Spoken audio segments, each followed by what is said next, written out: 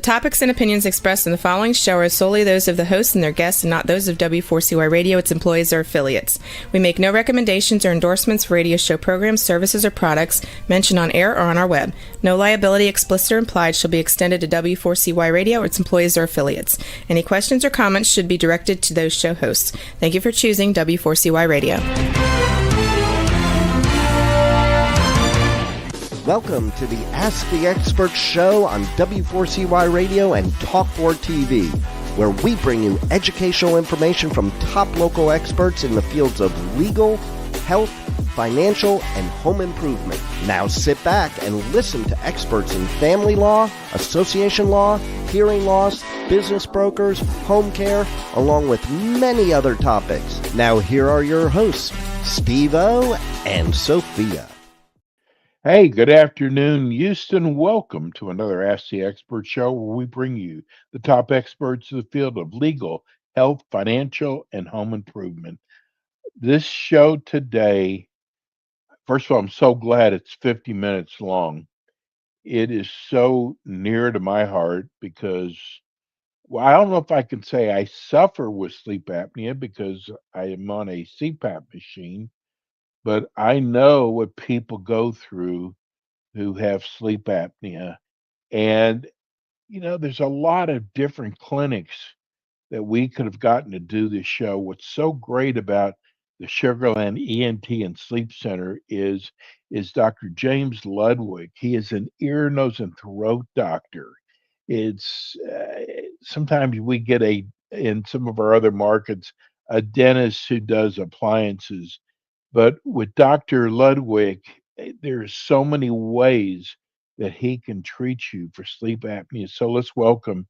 I am so glad we have Dr. James Ludwig. Hi, James. Hey, good afternoon. How are you? Okay. Hey, we're going to have to give you some sugar or something. This is your show, bro. That's right. Tell people, first of all, about your practice. We're located in Sugarland, Texas, right near University in 59. And for just about 20 years, I've treated sleep apnea, sinus allergy, general ENT. I had my own sleep lab for about a decade, so we did a lot of real in-lab testing. That you have all the wires. I'm sure you went through that back in the day. Now we do home testing. I'm fellowship trained in sleep medicine. I did my fellowship at Baylor with Max Hershowitz, who's a pretty well-known. He's a PhD and an MD, but he's very well known in the sleep community, and alongside the pulmonologist. So, as far as to my knowledge, the only fellowship trained sleep medicine ENT physician in probably the southern United States. There's very maybe two or three of us in the whole country. So I have a lot of experience treating sleep apnea with air pressure, of course, and then helping people find other solutions or helping them be successful with air pressure if they weren't before. So we do sleep surgeries, nasal surgeries, sinus surgeries, oral appliance therapy, CPAP fitting, dispensing, troubleshooting, pretty much anything related to and all the above for sleep apnea and sinus and allergy problems. Well, I know this is a sleep apnea show, but you're an ear, nose, and throat doctor. So tell other areas that you treat besides sleep apnea. I do. Today was like an ear day. I had a bunch of people come in. Someone had perichondritis, which is an infection of the pinna, holes in the eardrum, outer ear infections. I had a lady I saw that had vocal cord paralysis after a thyroidectomy done by another surgeon.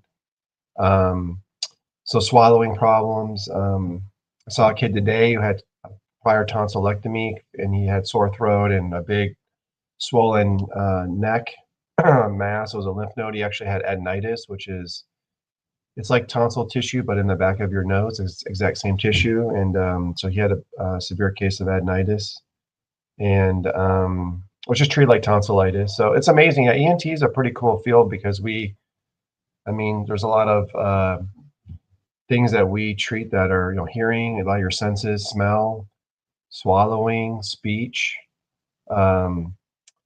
nose, voice box, throat, head and neck cancer. I diagnosed, unfortunately, I saw one of my patients who's been on CPAP for years. And kind of the reason I make people come in once a year, I don't make them, but I request they come in once a year is he came in for a CPAP visit and actually had a big neck mass, and turns out he's got base of tongue cancer, most Oh, likely. So that was not pleasant. But I mean, I'm trained in all those things. I was fortunate enough to train Baylor, and Baylor's top one or two programs in the country. We get to work at the VA, Ben Taub, Children's, Texas Children's, Methodist, St. Luke's, MD Anderson.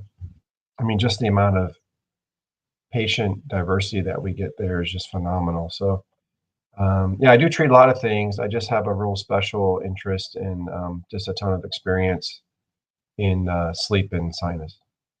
somebody, a listener, asked me if you do rhinoplasty. No, no, I don't do cosmetic surgery. I wish I did. I'd probably have a bigger bank account, but I I do open noses to fix nasal septal deformities, but I don't do cosmetic rhinoplasty procedures. Okay. Well, I was telling you right before the show because we started promoting it on iHeart and Facebook and Spotify, your show, and we got so many questions from listeners. So um, Favorite? I'm just going to jump right in. Sure. Uh, Here's Greg. And now this is amazing because we really target the Houston area, but this is from Greg in Austin. He said, I really enjoyed Dr. Ludwig last month as I have a snoring problem. He said, I live in Austin. Does he do telemedicine? Sure. Yeah, I mean, I can't scope you over the video, Yeah. but I can certainly educate. And I mean, a lot of what patients are missing is education. I think that's a big void in a lot of physician-patient encounters, unfortunately. So I think education is one of the most important things that we do to help people make decisions and choices. And so I think just getting good information can be very valuable. I always tell people my staff or my son or anyone I'm trying to teach that the only thing worse than no information is misinformation. So Yes. I try to give good information. At least if I don't know, I'll tell you. But uh, we find a lot of misinformation in my office. Patients that come in, a lot of misinformation or no information. So certainly good. James, you do sleep tests. People do them at home now. And like I said, when I did it, you had to go to a sleep center and spend the night there. With can you do a sleep study from anywhere, or do they have to be in the Houston area? No, because you could order one and have a local. I mean, some companies mail them to you. They'll mail you the kit and then you do it and you mail it back. In my office, we have them.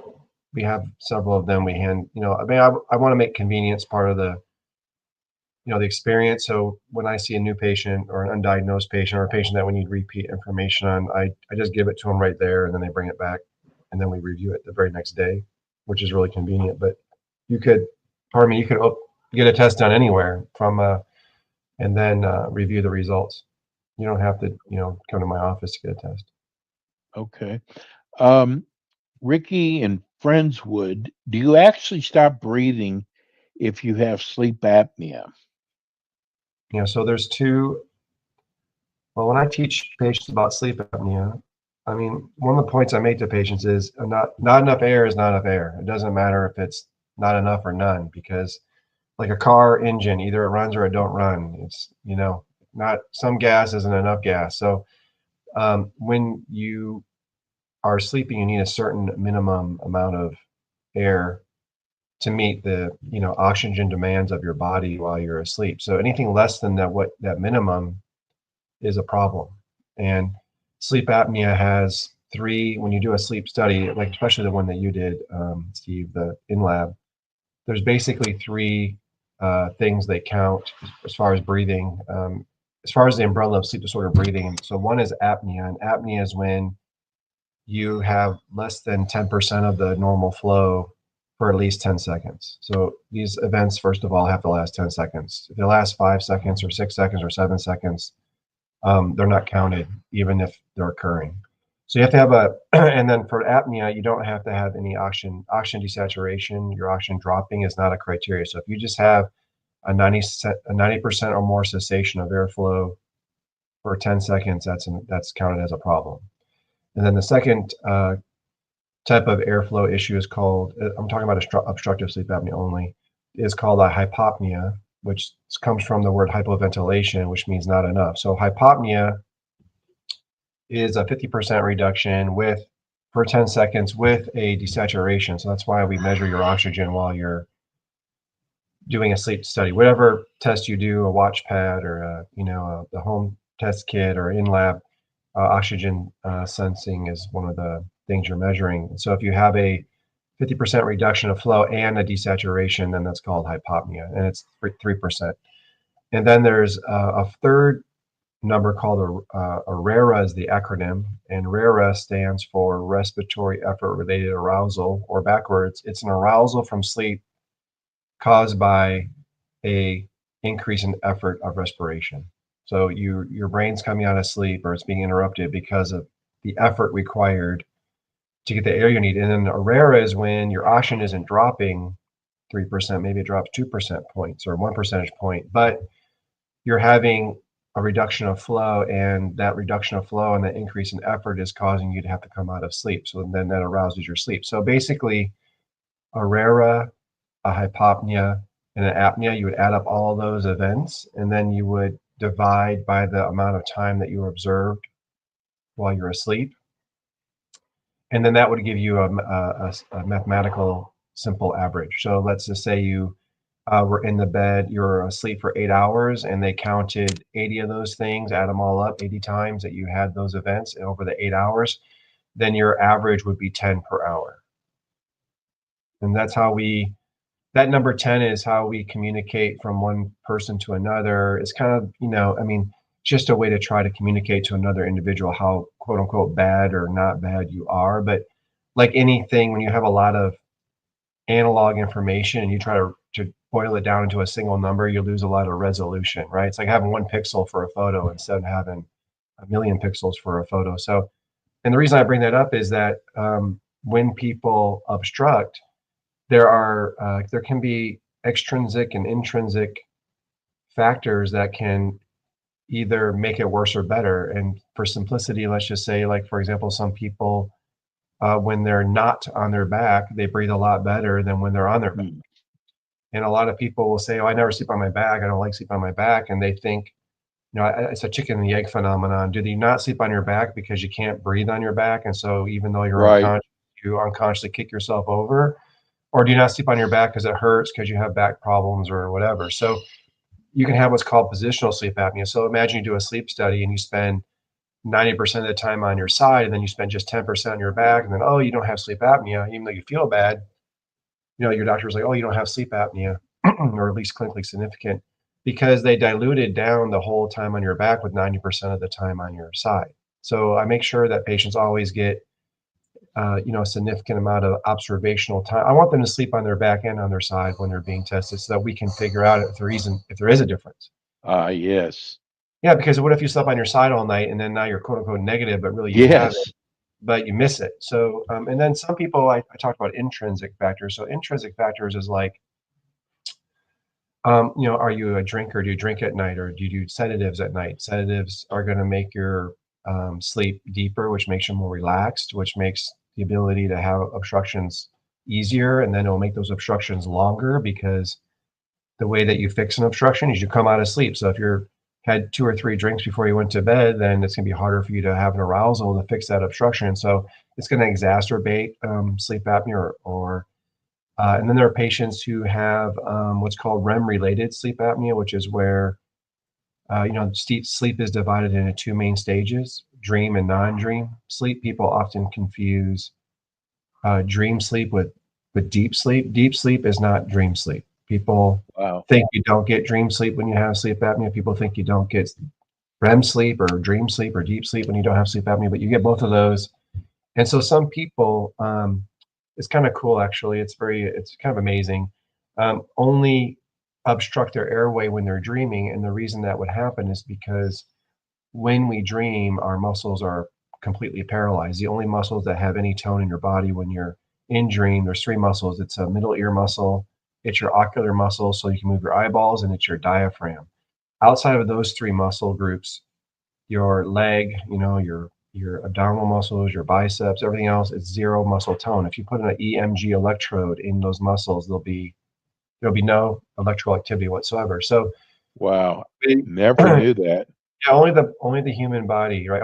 Only nature can paralyze your whole body, but not your diaphragm. So, and your eyeballs. So when you dream, they call it rapid eye movement sleep because your eyes are moving back and forth intermittently, rapidly. That's why it's called REM sleep. And REM sleep, if you guys, just look it up. It's pretty interesting. There's a lot of physiologic things that go on during REM that don't occur during non-REM. And when we cycle through our stages, we cycle through stages about every 90 minutes. It's different for different people, but on average, every 90 minutes, whether you know it or not, you're having a dream period. And the Did way not that, know that. yeah, the way that they know And we that, get a lot of people who ask, what is REM sleep? yeah, A lot. the way that we know dream sleep is through empiric observation. So basically, in the 50s, before the field of sleep kind of blew up with people that became interested in studying it, sleep was called non-wake. It wasn't called sleep. It was wake and non-wake. And so either we were awake or you weren't awake. Okay. And then they figured out over time by doing lots of EEG tracings while people slept is that you could categorize sleep into like four, like if if you were to do 30-second views of sleep, electrical activity, and you were to just having a random observer get these sheets of paper that represent 30 seconds of real time and look at your EEG, people would put them in like four piles, three or four piles. And one pile was light sleep, and one pile was stage 2, and one pile was deep sleep, and then one pile was REM sleep. And that's how they figured out that there were these different stages. And the way they figured out that rapid eye movement sleep is dream sleep is that they watch babies, infants, sleep in the nursery because their eyelids are very thin, and babies spend half of their time in bed. I'm sorry, half of their sleep time dreaming. Adults only spend 20% of their night dreaming. So, and because their eyelids are thin, they could just look at the babies and see their eyeballs moving rapidly under the eyelids.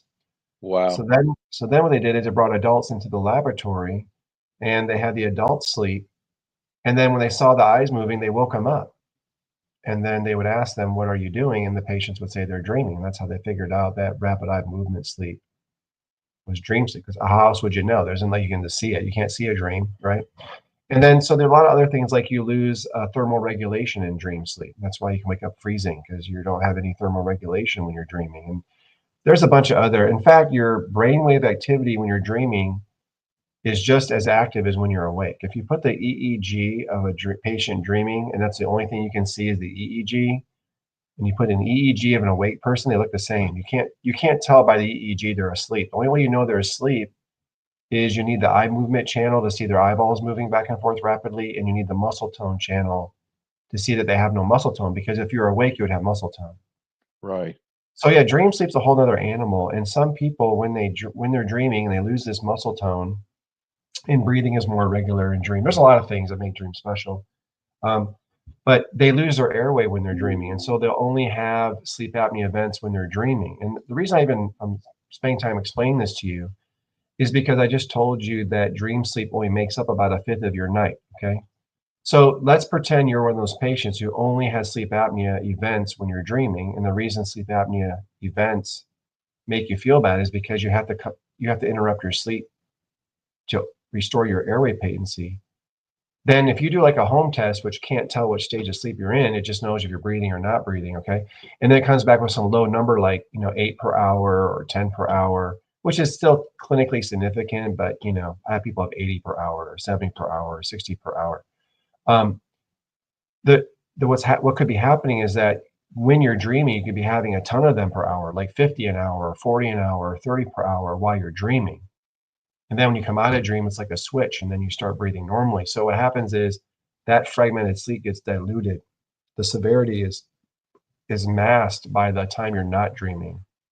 And I can tell you from doing this for a long time, that people who suffer from dream-related sleep, once they get to about 15 to 20 obstructions per hour just during that period of dream, it will impact their quality of life. If you treat that patient effectively, they'll feel better, even though their overall average is low. And the other reason I bring it up is that dream sleep is probably the hardest sleep to clear. Sorry, docs. It's okay. Dream sleep is the hardest sleep to treat because you're paralyzed. So it's the hardest stage of sleep to maintain patency with, a surgery or any other treatment. So that's why air pressure, especially for dream-related patients, oftentimes is, it's better because the air can actually dilate the paralyzed, collapsing airway. Does that make sense? Oh, absolutely. I've never heard that before. So, Um, a lot of times you'll do a go ahead. surgery on somebody for sleep apnea, and they'll have like their first study, they'll have events all night long. You can't see the dream component. And then after their sleep surgery or whatever treatment, that we're it even applies to air pressure. But the procedure will be effective at clearing the non-dream events, much more so than the dream-related events. And then when you retest them, their average goes down, but you'll see when they're dreaming, they have these residual, you know, disease during dream sleep. So I don't, teach this to every patient that I see, but these are just the subtleties of sleep disorder breathing that get lost in the, big topic of sleep apnea. James, you've been doing the show for about 5 months now, and I read every single letter. And I got to tell you, I was shocked. First of all, most of them are men. Does that surprise you? What, that men have sleep apnea? Yes. More so. Yeah, more men do have sleep apnea, but a lot of women have it, but definitely more men have it than women. Most of the letters are from men. And Yeah, you just explained the medical. I am your best salesperson yeah, because so many of these people said, it's not a big deal, especially like if you don't have, if you're not married, if you're single and you live alone, it's like it's really not that big a deal. And I have shared this with you so many times. First of all, I'm going to tell you one of the biggest reasons why it's a big deal because I would find myself falling asleep at the wheel. yeah, I don't ever have that problem now that I took care. But it was so dangerous that during the day, and it was embarrassing talking to somebody and all of a sudden falling asleep. And they're yeah, going, gosh, am I that boring? And then the third one was I was in a class and I fell asleep. And of course, I start snoring, and the teacher had wake me up. The whole class heard it. It was so embarrassing. yeah, And I am telling people it is so important. You people in Houston have got one of the greatest ENT doctors and sleep centers in Houston with Dr. James Ludwig. Don't let this linger on. I am telling you, I did that, and I am so sorry that I didn't get it treated sooner. yeah. Well, you're very severe for sure. But people ask me if snoring means you have sleep apnea, and it doesn't. But if you snore really loud, when you think about it, what makes the sound of snoring is, first of all, if you snore, it's because you're developing airway resistance. You don't snore when you're when you're awake. You're not snoring at work. You're not snoring, when you're laying down awake. You only snore when you're either basically drifting off to sleep or asleep, when you're very, very relaxed. And the sound of snoring comes from a relaxed, restrictive airway. And when you're awake, you hold your airway open. That's why you don't snore. Mhm. So if the tissue that's vibrating for the most part is your palate, and a palate is small. A soft palate is, I don't know if people can see You anything. showed us pictures of that. Yeah, it's not they're not big, and imagine how hard you must be pulling to make that poor little thing vibrate so violently that people can, say you're like 10 out of 10 or 8 out of 10 or whatever it is. So if you're snoring like that, yeah, you got sleep apnea. If you're a quiet snorer, it doesn't mean you don't have sleep apnea, but if you have very loud snoring, that's a big sign that there's a lot of airway resistance. And what's also interesting, is I have a lot of patients that are skinny that have sleep apnea. A lot of people that have have small chins or retrognathic. A lot of guys that are like that grow goatees or facial hair to Hmm. kind of balance out their face. They may not even know they're doing that, but that's common. I see it a lot that guys with facial hair, not always, of course, but tend to have they're a little bit underdeveloped in the lower third of their face, and so it's a way to cosmetically balance themselves out. But what's great about those patients that have sleep apnea that have those anatomic features is they do really well with oral appliances, and because the oral appliance is addressing why it is that they're having sleep apnea. So you don't, I mean, some people have epiglottises that are posteriorly tilted. I mean, they can have big lymphoid tissue, a lot of tonsils or lingual tonsils. I'm sorry, pharyngeal tonsils or lingual tonsils or bad nasal problems. Not everyone needs a CPAP machine, I guess is my point. There are a lot of other things that we can identify um, that can, at the minimum, make you a lot better, if not quote unquote cure you. Um, but you don't know unless you look. You have to look to find. But it's not just being overweight that gives you sleep apnea for sure. Jason in Memorial said, I know you're talking about sleep apnea, but you're an ear, nose, and throat doctor. Uh, is it, are the commercials on TV about hearing aids, the cheap ones, are those any good at all? Well, I'm not an audiologist, so and ENTs don't dispense hearing aids. Okay. If an ENT practice dispenses hearing aids, it's because they have an audiologist on staff Ah, or okay. contracted that's in the same building and this shares takes a room up or something and maybe shares in the profits. But an ENT's job is not to fit hearing aids. An ENT's job is to make sure you don't have other pathology that would make it indicated to get a hearing aid or to make sure you're a candidate for a hearing aid.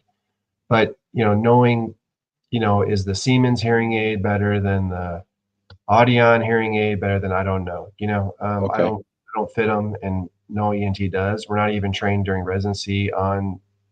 I mean, I think we get a lecture maybe about hearing aids, but like I said, our job is the fixed holes in eardrums and fluid in middle ears and cholesteatomas and canal stenosis and acoustic neuromas and Meniere's disease and anything else and everything else that might be giving you ear pathology. But if you have either nerve damage, hearing loss, or you have conductive hearing loss that you don't want to do the other, say, a surgical intervention that to address that loss, and you want a hearing aid, then honestly, the audiologist is the best. Now they want to protect their revenue, so they're going to tell you they're better. But Right. I think it's always cost benefit with anything. So I think if the cost for the trial is not that much, then I don't think you have much to lose to try. And if you're satisfied, you're satisfied. Because I will tell you for two things. The best hearing aid, because I do work with a lot of audiologists. Don't get me wrong. The best, and this is from the patient side. This is not someone. This is not an audiologist teaching me this. This is not my teachers Okay. teaching me. This is my patients teaching me. But there's a hearing aid called a Lyric, Lyric, and I have no interest in Lyric or any financial interest in there.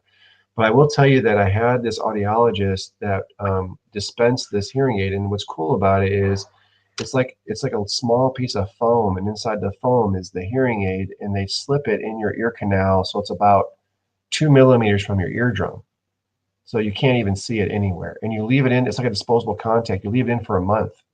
You don't actually take them in and out, and you throw them away when you're done, and you put a new one in. Okay. Wow. Yeah, and you can't have like a huge amount of So you loss can't because see it either. they can't see it, you can't anything, and they sound apparently amazing. And but they're not very powerful. So if you have a lot of hearing loss, they're not strong enough, for everyone. But again, that's where an audiologist expertise would get you in the right direction. But what I will tell you is the patients, patients never love their hearing aids. Patients love these hearing aids, even though they're pretty expensive. And the reason I was seeing them is because it sat in the canal. Like anything that sits in there and isn't removed, it sometimes would create problems. It would cause erosion of it would cause the skin of the canal to die from pressure necrosis. They would get problems, infection, whatever.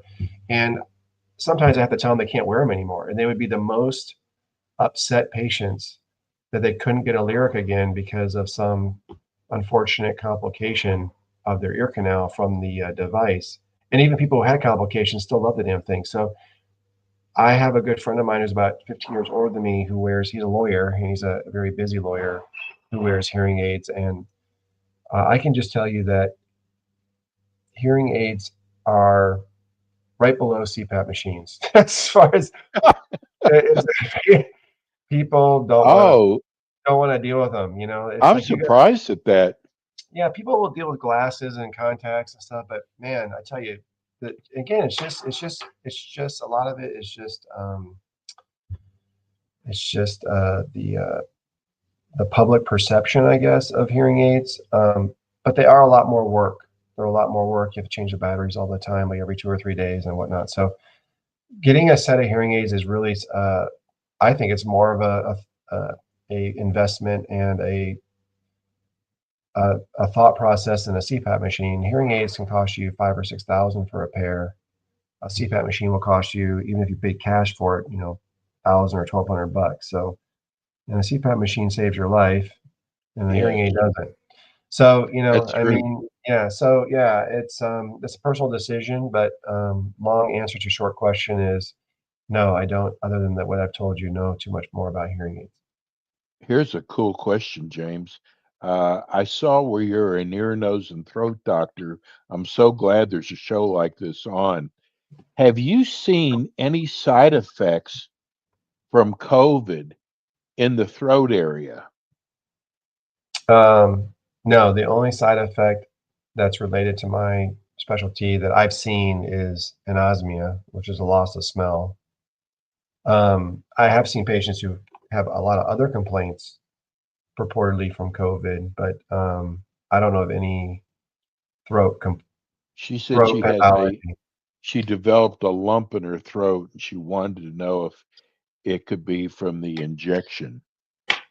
Well, so I see a lot of that complaint. Well, we call it globus sensation, which is lump sensation, and um, it's usually something that's creating chronic irritation, like reflux that you may not know you have, or postnasal drip that you don't know you have.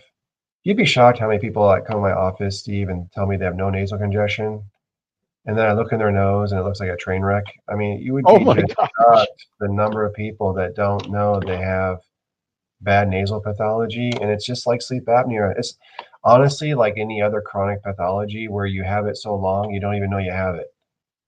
You know, it's pretty amazing. Wow. It really boggles my mind. And I have these big 50-inch, TVs, monitors, and when I do my exams, I take photos of everything that I'm, seeing, and I show all my patients their photos. It's like I have to. It's like if I don't show them, they don't even believe me sometimes because they literally believe they have no problem until I throw it up on the screen, this big in their front of their face, and they're like, "Wow, I didn't even know I had that." And we have a CAT scanner in our office and cone beam scanner, and we find so much sinus disease that people don't know they have that they seem to have, I mean, there are always people who have symptoms, but there are just a lot of people who really blow off their symptoms, and they do the same thing with sleep apnea. They blow off or diminish the effects it has on them because they either attribute it to other reasons or they're really honestly just not aware because they have it all the time. Elizabeth in Northwest Houston. Oh, this is a good question. What are your feelings on surgery for stop snoring? Well, for snoring, yeah, I mean, snoring is a very challenging problem because there's only two ways to stop snoring, right? It's to either resolve the airway resistance that you're developing that causes the snoring, And then the other strategy that we've used fairly unsuccessfully, honestly, is to try to keep the thing that's vibrating from not vibrating without actually correcting why it's vibrating. If that makes sense what I'm saying. Yes. So there are a lot. If you look at the history of palate procedures for snoring, I would tell you to stay away from those, because that's like burning the palate, injecting the palate with alcohol, like 95% ethanol, pillar implants, which, I'm sure someone made a lot of money on that, but they don't really work that great, because the problem with all these procedures is they're all based around scarring. They're going to damage the palate. Now, when I say palate, I mean soft palate. They're going to damage the palate to create scarring and fibrosis, which is scarring, to create rigidity, to help prevent flutter. And people get their uvulas amputated. That's like malpractice. That's totally retarded. To stop snoring. People that have big uvulas, it's again chicken and the egg. They have big uvulas probably because they snore, because snoring beats the crap out of your palate all night long. That's why you wake up with a swollen palate. When people come see me, I ask them if they snore after I examine them. I already know if they snore. Mhm. They're not telling me something I don't already know. Right. I just want to know if they know, and if they appreciate how bad it is. And again, it's everything comes down to the pictures. You show them their throat, you show them their uvula. So the better way to treat snoring is to try to reduce the resistance. And oral appliances can be great for snoring, because they actually give you more airway space for most people. And then, yeah, it's kind of similar. The problem with snoring is that it's not considered a medical problem, so your insurance isn't going to cover, like, technically snoring procedures. If you snore because of nasal congestion, then they will cover nasal breathing problems. And if your side benefit is less snoring or no snoring, that's great for you, but that's not why we're doing it. We're doing it to improve nasal breathing, which decreases upper airway resistance, which can improve snoring. But I don't necessarily do nasal surgery for the prime purpose of snoring, because it's hard to predict, but I do nasal Right. surgery to improve nasal breathing, and that I do guarantee that it works every time. So, and the problem with snoring, it's the same thing. Guy comes in and says, my wife says I snore, and she's complaining, and then they don't want to spend the money to not snore. So Oh, when they find out it requires some kind of work on their part, they thought it was going to be like a pill or something, then they're a lot of times they're not interested in doing anything. Well, I'll tell you, women are usually much more faithful than men when it comes to trying to make their partner happy. By faithful, I mm, mean, if a woman's the one who's snoring and their husband's complaining, they genuinely usually want to do whatever they can do to make it go away. But I would say that guys are not as genuine. I won't say all guys aren't as genuine, but I will say it's not uncommon for someone to find out what they need to do to stop snoring, and then you never hear from them again. So if they're a guy, so guys tend to, like, I'll just sleep in another room. I'll sleep in another bedroom. I mean, which I don't think is great for relationships, but that's a different topic. So Jackson and Gal. Oh, this is a cool question. Jackson and Galveston, thank you so much for bringing this show. I thought I had only listened to it for 5 or 10 minutes, but I found myself so intrigued. I have to ask this question. Why do we sleep? yeah, that's a good question. Is that a weird question? No, I think it's a good question, but I mean, uh, I think it's a requirement for life. That's why we sleep. I mean, every mammal that I know of has to sleep. So, in fact, they've done that experiment where they sleep deprive rats and they die after, I think 3 weeks of sleep deprivation or something, Mm, several weeks, but they eventually just die. So I tell my patients, we don't sleep because we want to, we sleep because we have to. I'm not really giving him the answer of why, but it's a lot of about stuff about nature. The why we don't know. We just know it is the way it is, right? I mean, like I said, it was only 1950, which isn't that long ago, that we didn't even know sleep had multiple stages. So we have a long way to go on the brain in general, right? I think our knowledge of the brain is pretty meager, considering the supposed science that we have, the tools, but how much do we really understand about the brain, other than we know speech is over here and vision's over there, and this is where your pituitary, we make hormones over here. But I mean, do we really understand, how we even, I mean, that's a big philosophical question. You can move that, like, thought and thoughts, and how do we think, and how do we have memories, and how does all our brain do all that stuff? It's pretty fascinating, because literally we're just a bunch of we're a chemical reaction. I was a chemist before I was a doctor, so at the very basics of who we are, we're electricity and chemical reactions, and that's pretty phenomenal in and of itself. Dr. Ludwig, what does unhealthy sleep look like? Unhealthy sleep? Well, that's Is there a such thing? a vague question. Unhealthy? Well, I think that maybe they mean unhealthy sleep schedule, or maybe they mean amount of time you need to sleep. I'm not sure what they're trying to say there, but I think when uh, each person needs a different amount of sleep, and that sleep needs to be quality sleep. That's the bottom line. So it's not always a quantity, it's the quality, and that's why sleep apnea gives you symptoms, is because it makes the quality. It's not the quantity. It makes the quality of the sleep that you're getting terrible. And the more events you have a night, the more terrible that quality is, the more poor quality you have. And so more of poor quality sleep does not make you feel better.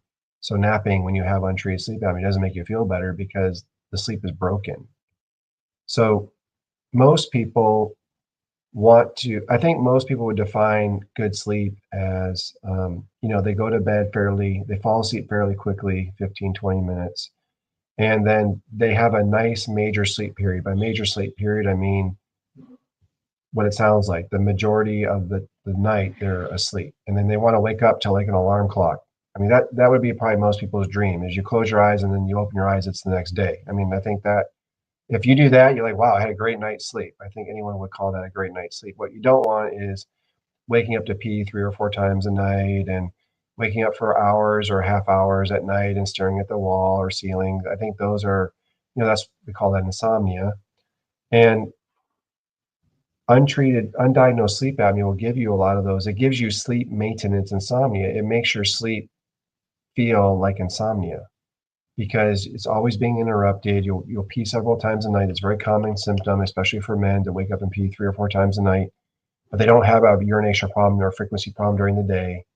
And your quality is poor. So I think that's what defines quality sleep, you know? Here's someone. I just tuned in. I'm sorry if I missed this. What are the different ways you treat sleep apnea? So the simpler question is the way I don't. The only way I don't treat sleep apnea is maxillomandibular advancement, or breaking the jawbone and the maxilla to move your face forward. That's what oral surgeons do. But I treat sleep apnea with a head and neck evaluation. I try to correct upper airway resistance, which means nasal congestion, sinus problems, tonsil problems, lingual tonsil problems, pharyngeal tonsil problems, epiglottic problems. Oral appliance therapy is a tool that we use. Air pressure certainly is a tool we use. Both nasal and some type of palate, tonsil, etc. surgery are tools we can use. Neurostimulation are tools.